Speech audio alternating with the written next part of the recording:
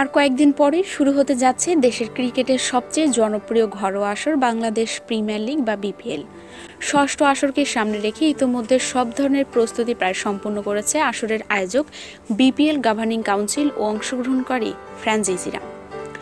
এবারের আসরে player draft অনুষ্ঠিত হয় গত ২৮ অক্টোবর। প্লেয়ার ড্রাফটে দেশি ক্রিকেটারদের সর্বোচ্চ মূল্য ওঠে ২৫ লাখ টাকা।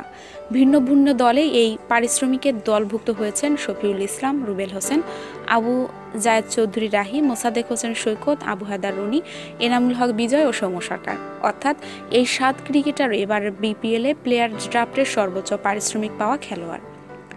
এর মধ্যে শফিউল ইসলাম রংপুর রাইডার্স, রুবেল হোসেন ঢাকা ডায়নামাইটস, আবু জায়েদ চৌধুরী রাহি ও মোসাদ্দেক হোসেন সৈকত চিটাগং ভাইকিংস, আবু হায়দার রনি ও এনামুল হক বিজয় কুমিল্লা ভিক্টোরিয়ান্স এবং সৌম্য সরকার রাজশাহী কিংসের হয়ে খেলবেন।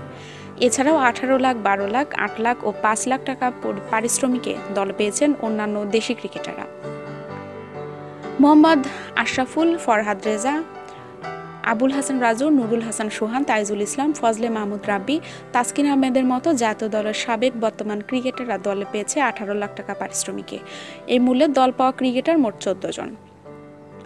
১৮ জন ক্রিকেটার দল পেয়েছে ১২ লাখ টাকা মূল্যে। এই তালিকায় রয়েছেন সোহাগ গাজী, রনি তালুকদার, অলক কাপালি, শামসুর রহমান, আরাফাত সানির মতো ক্রিকেটাররা। ৮ লাখ টাকা পারিশ্রমিকে দল পেয়েছেন শাহাদাত হোসেন, রাজীবের মতো ৭ জন ক্রিকেটার। এছাড়া ৫ লাখ টাকা মূল্যে বিপিএলে দল পেয়েছেন নাইম শেখ, কাজী অনিক, নাইম হাসানের মতো তরুণ ক্রিকেটাররা।